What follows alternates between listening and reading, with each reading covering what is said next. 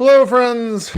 Welcome to Pod Maverick After Dark, though it's actually mid-afternoon. It's about 5 o'clock here in Dallas time. It is October 10th, and earlier today, probably about an hour ago, the Dallas Mavericks fell to Real Madrid, 127 to 123. I'm joined by fellow editor over at Mavs Moneyball. Doesn't come on the show much because he also does a lot of work for Forbes magazine, and I don't make him appear on video too often. It's Doyle Rader. How are you, Doyle? Howdy, I'm good.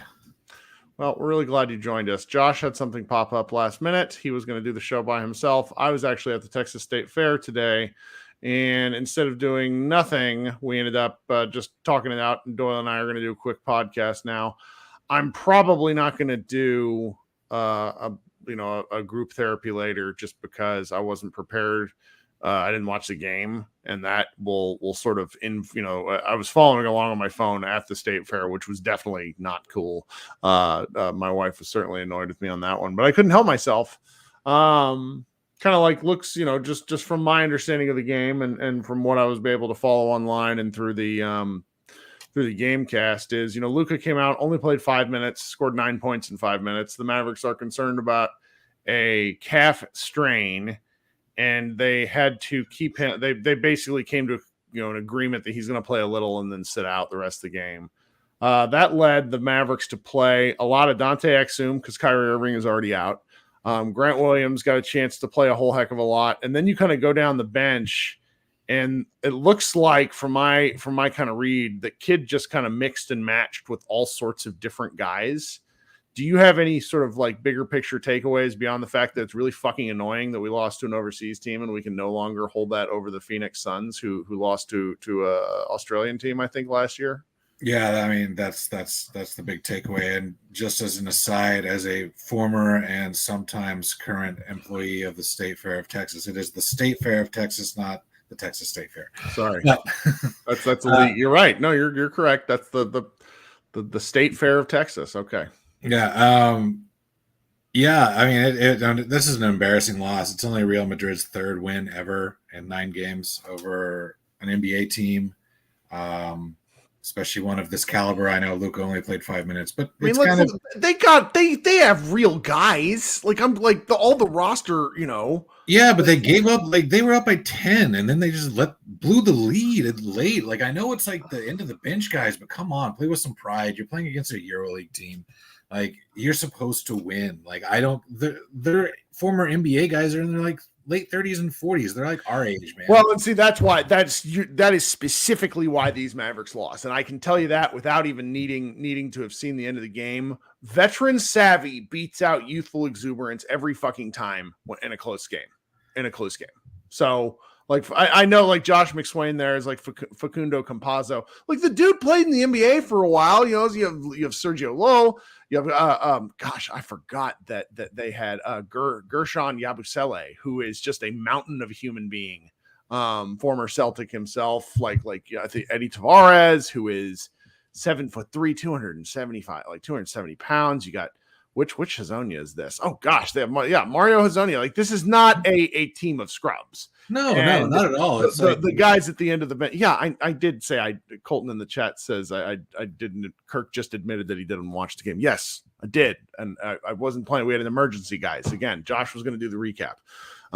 Something popped up. I apologize.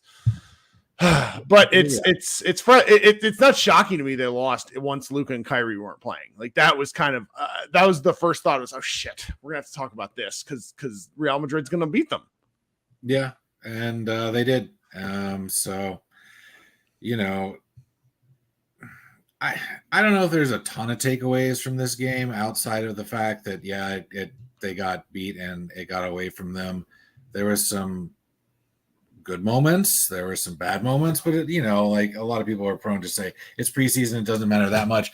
But when you compile these 3 games, they've the 2 in Abu Dhabi against the Wolves, and then this one here against Real Madrid. The Mavericks really haven't shown a whole lot. Vibes are secretly really fucking bad. Yeah. Patrick Sweden in the chat notes 9 former NBA players on Real Madrid, and that it's. I wish they would have won for the narrative, but I'm not. I'm not surprised that they lost. Now, what is a little interesting to me is the Grant Williams of it all. So Grant Williams within Mavs Moneyball, I don't think we've really communicated this a lot. Grant Williams has provoked some truly divisive takes from our staff. We have our one guy, Matthew, who writes a lot for us. He seems to think that Grant Williams really is not capable of much, particularly in terms of dribbling, passing, just anything outside of kind of catch and shoot on offense, and can be a solid defender. Well, Grant Williams, and I'm just kind of looking at the box score. Grant Williams seems to have had perhaps the best or second best all-around game of any Maverick. 8 points, 9 rebounds, 4 assists, a pair of blocks, and a steal. Like that's a pretty good playmaker role for him. And if he's able to give Dallas sort of any sort of spark in the regular season where he can, not only grab rebounds, which is delightful, but able to handle the ball just a little bit, that is going to be nice. Like, I don't have high expectations for him. My hopes for him is that he fills the Dorian Finney-Smith role, but if he can do more, and it seems, at least looking at a game like today, there's certainly the ability there. That's kind of exciting, right? Yeah, and, I'm not the biggest fan of Grant Williams. I think you look back at the playoffs, especially the last series that the Celtics had, he was awful. He was awful. I was not happy. Yeah, he was on the one hand, he was the only guy willing to take it to Jimmy Butler. On the other hand, Jimmy Butler lit him on fire, but Jimmy absolutely lit him on fire. Like almost like it was comical how badly he got played off the floor. And that's a real possibility. I think he can do he can do NBA things, obviously.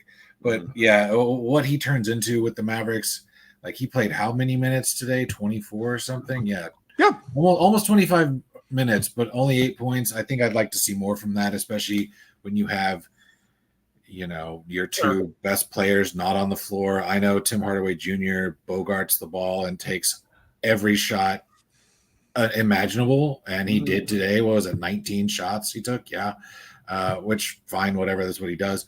I'd like to see Grant get the ball more. I mean, I don't necessarily want to see him create or do anything too crazy, but you got to get more than 8 points. I like the rebounding. Mavericks need more rebounding. That was a big issue last year and the year before. Every year. If he can be a wing who rebounds, let's just say 6+ a game, that's incredible. That's incredible because Luka's usually the leading rebounder. And we don't know who's going to be the center that steps up, really. We think Lively will probably start for a little bit. I think Powell will probably usurp him and get back his starting role just based on his experience. Or maybe, yeah. But rebounding, that's great. That's great that he does it. But still, I don't know what to think about him. I think he's going to be a frustrating player at times. But who isn't on the Mavericks? That's kind of their thing. The thing that I'm sort of been focusing on, and I don't we're in this box, and the people, you got a bunch of people that are watching the show, people who listen to this. We're at this point in the season where we're really excited to talk about basketball. We want to enjoy and overreact to stuff. The real problem with what we're running into is that if Kyrie and Luka aren't playing, ultimately none of this fucking matters. If Kyrie is not playing, none of this matters. Luka can only do so much. We saw it. He made it till the end of December, and then he was at the end of the year. So as I'm watching these games, and I'll go back and watch this one later tonight, I recorded it. you're looking for sort of individual things that guys can do within the scope of what Kyrie Irving and Luka already showed they could do offensively. We're going to circle back and talk a little bit at the end about like the way the Luka news came out, sort of the decision as a whole. But when I'm watching these games, I'm really looking forward to see what Grant Williams does and overreact to it. I sort of hope that the Lively thing sticks because, look, he played 20 minutes. He grabbed 6 boards, had 6 points, also had 5 fouls. I don't care if he fouls out. I just don't. Play him till he fouls out. Play him as much as as possible. He's got to learn. And, you know, he's faced in his 3 NBA games so far, he has faced centers that are 7-2, 7-2, and 7-3. And some days are going to be rough at the office. I mean, did you watch any of the Oklahoma City Spurs preseason game from last night? No, I didn't see it. I mean, Wemby and our other gentleman in Oklahoma City already, they went to work. So there's no easy days for Lively. That's okay. He's just going to have to learn. And I've liked what I've seen. And if he can give Dallas a little bit, I'm going to be excited about it. Now, one thing I am excited about from this game is Dante Exum's 13 points and, more importantly, 9 assists and 1 turnover to that 9 assists. So obviously, you know, the guy came into the league as a point guard. Being able to run an offense is something that we've wanted for a third ball handler. So if he's able to give that to Dallas in spurts, I think that's pretty something. Seeing that Seth Curry in 20 minutes scoring 13 points, you know, obviously didn't shoot the ball. I mean, 5 of 11 is pretty good. Just didn't hit many threes. The Tim Hardaway Jr. of it all, 19 shots in 23 minutes is pretty funny. But like you said earlier, you know, talking about Grant Williams, you wanting him to shoot the ball more, like somebody's got to shoot the damn ball. Yeah. And that's like the real bear that we sort of all, you know, when this team is structured on Kyrie Irving, Luka Doncic shot attempts, you got to have somebody else willing to take the shots. And so as much as I wish sometimes they would move on from Tim fills an actual role that they need to do. So, I mean, he can get hot. Like, you know, he's a very hot and cold player, but he gets on those heaters and he's carried the team to wins last year. Yeah. Yeah. Well, we'll see kind of, you know, I'm going to go watch this game. I'm really I'm told from, you know, kind of asking some questions that the bench guys, Jelly Walker, who up until this game I've really enjoyed watching, and Rashawn Holmes and kind of the other guys on the floor were really quite putrid in those final few minutes to lose the game.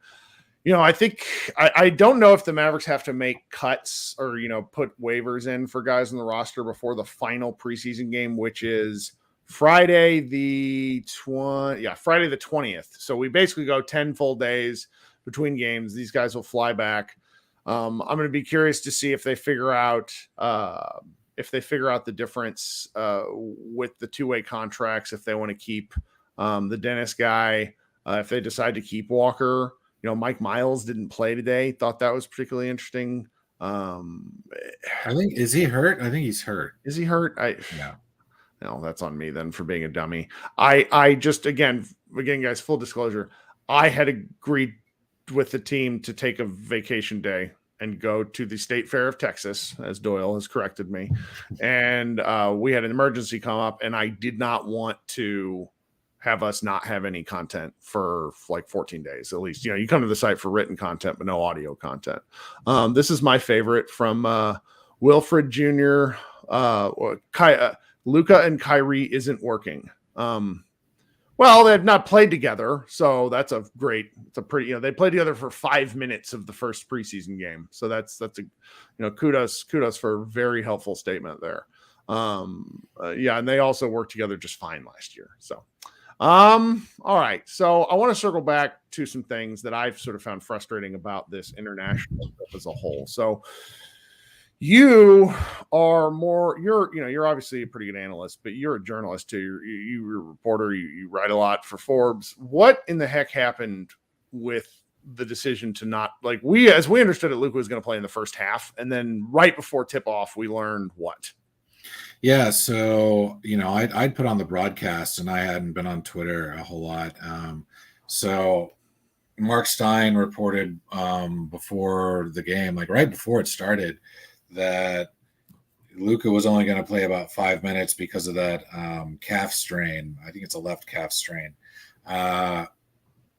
This is an issue that they hadn't really. I've never heard of it. Hadn't heard of it all. No, it's new, and so Stein came on the broadcast. They brought him on the Bally broadcast. So, and that was, they were having some audio issues, but most of it came through that it's a new issue. It crept up after the last game in Abu Dhabi, and so I think the plan at one point, if I remember correctly, what Stein said, I'm going to have to see if I can rewatch the Bally broadcast and get that audio because I really want to hear exactly what he said because I was working at the same time. Sure. Don't tell him. We all have day jobs. I keep having to remind people of that after some off-season stuff where it's like we don't do this for a living. We do this out of pure torture to self. Do we do Mavs content? That is so true. That is the best way to put it. But yeah, he basically said that it came up kind of out of nowhere. I mean, Luka's been banged up all summer. So how do you determine whether Luka's healthy or not? They're like, right. What's the baseline?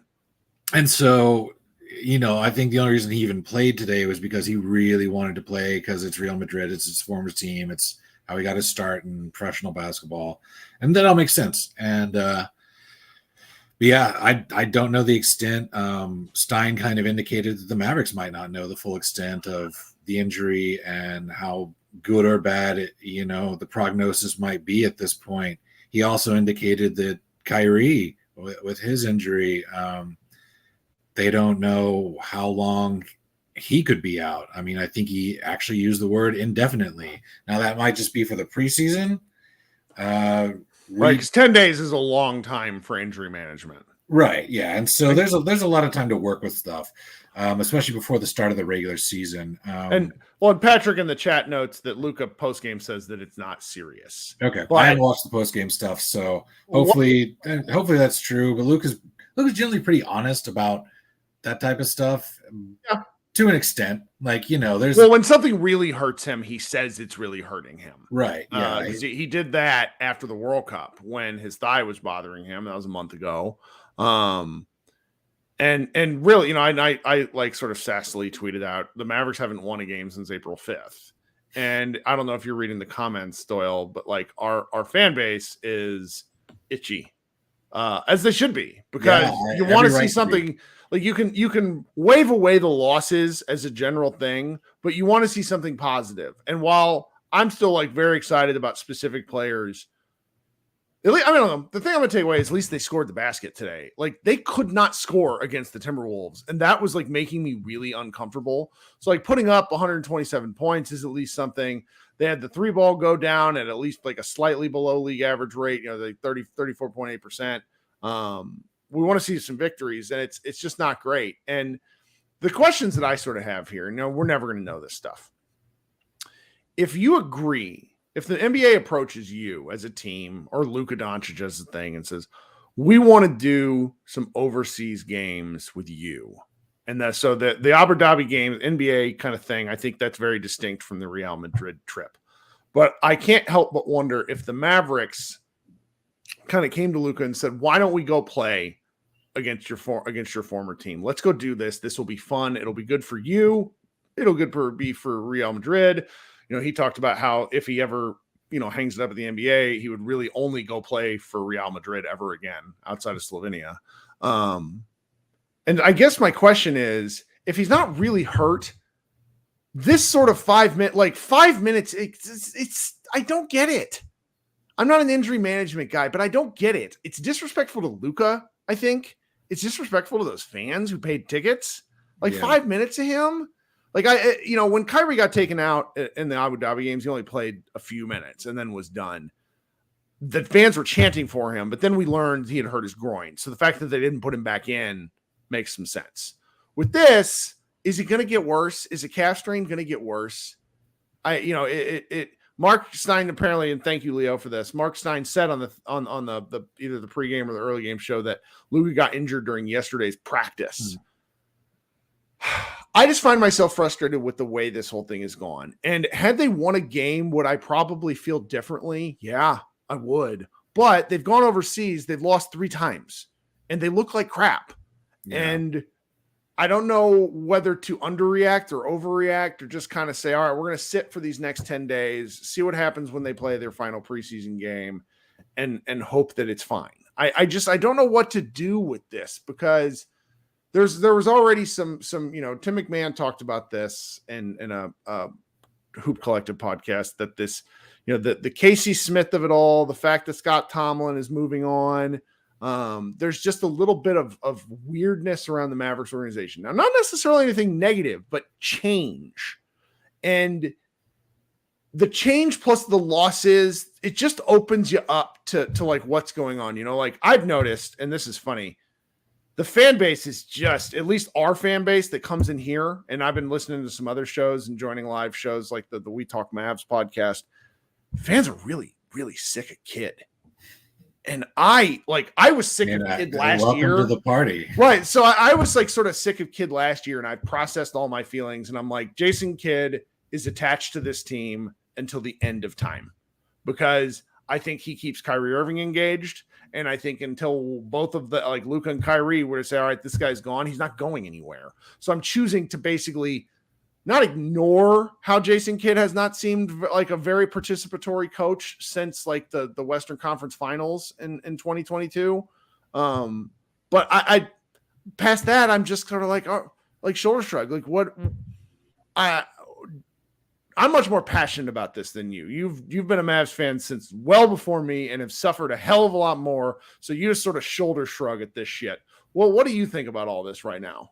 I mean, I had a very unnamed Mavs employee kind of point to the Casey Smith thing and also Scott Tomlin leaving and essentially be like, well, connect the dots, and left it at that. And so there's definitely something going on there. But it strikes me more of like, you have new management. No, that and I think that's exactly what it is. It's like, I don't have any firm, I can point fingers at who, but I have some ideas in my head as to. Well, I mean, there's three options. There's Mark Cuban. There's Jason Kidd. There's Nico Harrison. It's not Mark Cuban for once. Well, it's not because why would Mark Cuban push Casey Smith out? Right. Yeah. That's like his guy. That's the trainer too. So it's like, it's either Kidd or Nico. And like, honestly, that's their right. It's their right to make changes. So I'm just kind of going to be like, all right, this is not for me, but it's none of this. It'd be a non-story if they had won 2 of these 3 games. And so we're just sort of sitting here going, what is going on with the team? And I think if it is injury based, that's just bad luck.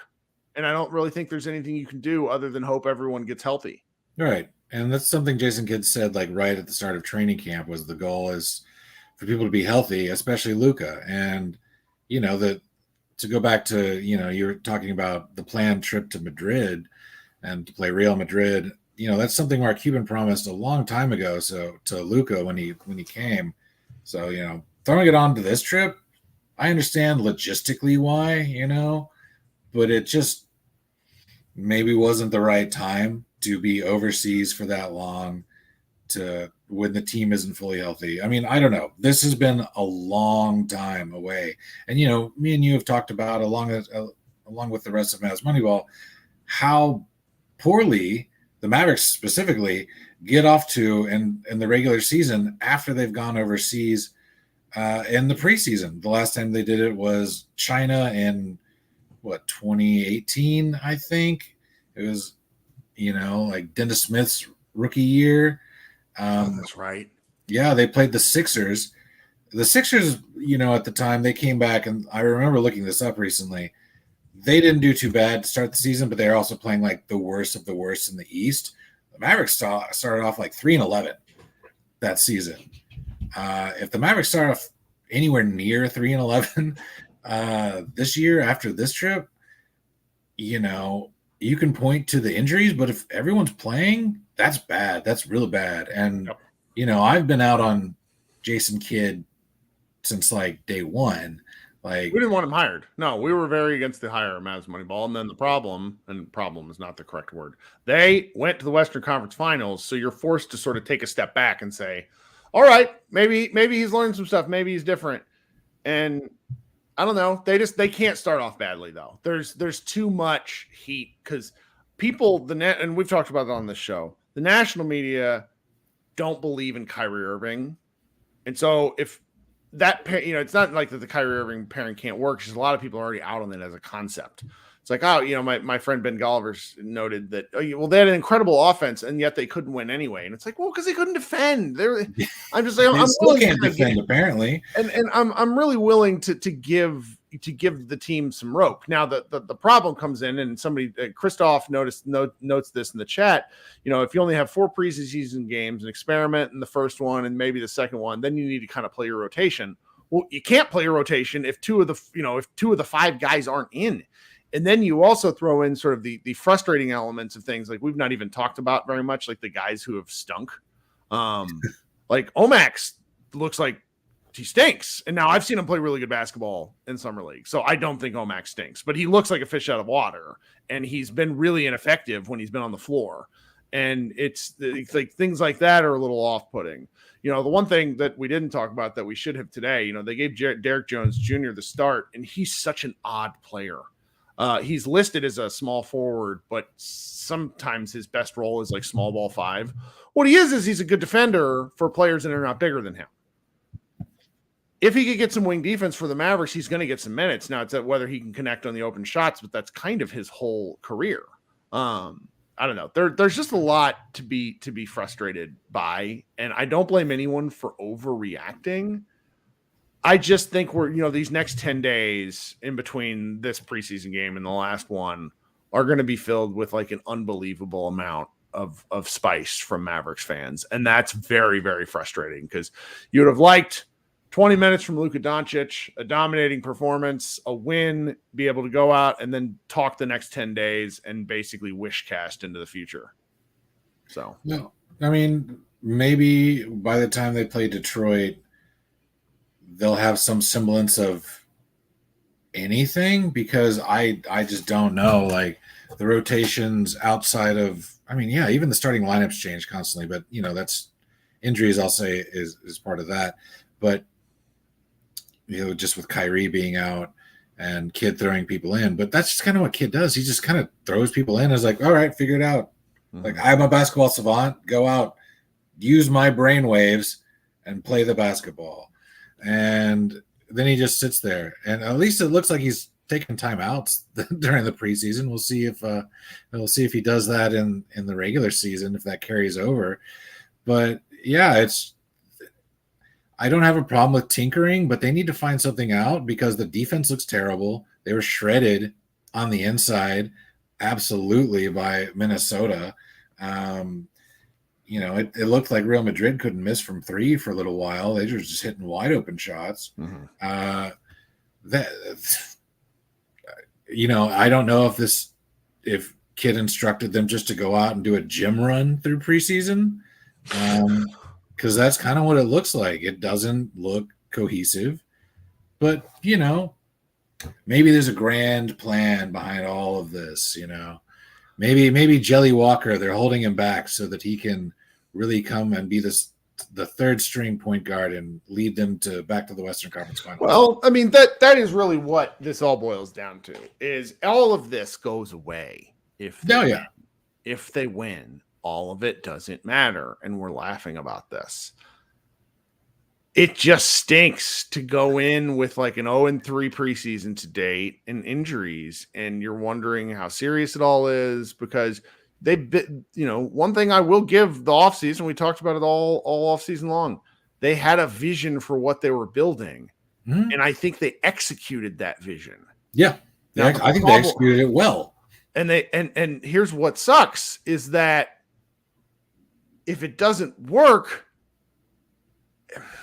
it's not like past off seasons where we railed them for bad off seasons where they just didn't do anything. Yeah. In this instance, I really feel that they laid out a design. They built the team based off that design. And if the team doesn't work, what does that say? Because you just they don't have many options. There's folks in the chat. We have Patrick noting just how maddening it is watching kind of a Jason Kidd offense, and The Mavericks aren't going to show anything interesting in the offense in the No, preseason not at all. anyway. Not in the preseason. But Patrick makes points I agree with, to where I'm just like, do they have like plays beyond Spain pick and roll? Do they have anything else? And it feels like no, because they don't run a lot of like sets. They don't run a lot of interesting actions. It's dribble, dribble, dribble. Someone goes here, someone goes there, maybe a 3-point shot, maybe a layup. Someone's in the corner, yeah. And it is frustrating to watch. And I'm just sort of torn at this midpoint, because the me that everyone knows and either loves or hates is just itching to tear into this shit. But I said I got to give him 10 games. And then I'm going to do that, 10 to 15 games. I just got to do it. Got to do it and see. Cowboy with a really good quote down there. He says, winning cures all ills, but the Dallas culture isn't based on winning. Not anymore. It's not, man. Well, Doyle, do you got anything else that you want to talk about or would like to plug before we get out of Dodge? I mean, I think taking that breath and taking that step back that you mentioned and giving it some time is really important and really healthy, not just in basketball, but in life. I could overreact so much, and me, like I keep my overreactions in our Slack essentially, and yes. I don't really let them out into the world. I am a well-rounded adult-ish person. You've also suffered through some really horrendous Mavs basketball in the 90s that this just will never touch. No, not at all. Like they're not winning like 9 to 11 games. I did like the 3 Js. I do like when I hear a George McLeod reference on the broadcast, because he was like the best 3-point shooter in team history until I think maybe Jason Terry or something like that, or Seth Curry. Phenomenal shooter. So, I have like a rookie kid jersey from the team. Like, I might not be his biggest coaching fan, but I just when I was younger, I liked watching him play. And then, the whole meltdown of the 3 Js happened. So yeah, there's a worse path out there. And so they have 2 incredibly talented players on their team who just aren't playing right now. And hopefully they're healthy. Right. No matter what you think of either one of them for whatever reasons, like they're incredibly good at basketball. Well, I just keep coming back to the fact that they needed so much to go wrong to finish 38-44, which is a different. If they win 3 more games, they're at 500, and they had utter disasters happen repeatedly from like January 1st on. I mean, I don't know. We could keep talking about this at length, but the floor of this team is higher. It's like it's missing the playoffs. Don't get me wrong, but the floor of this team is like a fairly high circle of hell, not like the deepest level of the abyss. Like I think like the floor for them is 35 to 38 wins, whereas the ceiling, if things go right, I really do like, because their current over under is like 44.5, I think is what it is. 48 wins is not crazy to me. If things click and they get 65, 72 games out of Luka, Kyrie, whatever, combined, then they're going to win a lot of games. I just got to see it. I still believe until it's otherwise. And when you only see Luka and Kyrie play for 5 minutes and then not play for the rest of the preseason, I don't know what I'm not going to get too bent out of shape about it. Yeah. There's a lot of unknowns with the team. And it's just going to have to play itself out. That's just like any other sport, any other season. I mean, what I'm going to do is I'm going to take joy in the Lakers fans figuring out Christian Wood. It's been great. It's been fucking fantastic. We can rib Anthony, for sure. It's so nuts because it's like the one I told the Vengeance Wood Twitter account, the guy's a big like Christian Wood fan. I was like, you better be careful. These Lakers fans will come find you at your house. They blame you. Meet him in Temecula. And then, there's just stuff to be happy about. We'll see, man. It's going to be a very different season. That much I'm focused on. So yeah, it won't be like last season. There were a lot of frustrations for me last season with just some of the rotation and how it was used and just the pettiness that was going on within some of the egos on the team. That was the Kid and Wood specifically. That was a mess, and that distraction's gone. And I hopefully that clears some things up. I'll give Kid this. I like that he is willing to play the young players. So we should be seeing Lively. We should be seeing Omax. Jaden Hardy will probably get more run this year off the bench just as a, firecracker scorer or at least chunker. Right. And I want to see that. I think that's good for the team to see those players get the chance to play at this level because, you can't just stash them. They went out of their way to get these guys. That's right. And I would have liked Cam Whitmore, but they didn't want him. They wanted Lively. So he's there, play him. And so, like you said earlier, play him till he fouls out. I think that's fine. He's got to learn, right? So. Yep. Okay. I don't know when we'll be back. Josh and I will probably record something. Today's Tuesday, so maybe he and I will record something later in the week. Otherwise, maybe we'll record next Tuesday like we have been. I don't know. I gotta, it's funny with the NBA season all ahead. We got, 20, 25 people writing for Mavs Moneyball. I have to very selectively be annoying about making stuff. Now that said, if you want to read something, we have a lot in Mavs Moneyball the past couple of weeks, and we'll probably be putting up at least 2 to 3 posts a day. We're supposed to be getting up to 4 every day during the regular season. I don't mind sharing our contractual business because it's a bit of, it's a standard to be held to. So pop over to MavsMoneyball.com, read that stuff. If you would consider subscribing to the YouTube show, we tend to do a lot of live shows during the regular season. I have a lot of fun with it. Appreciate you guys taking time out of your Tuesday afternoon to hang out with us here. We will all talk soon. Everybody have a great rest of your week and go Mavs.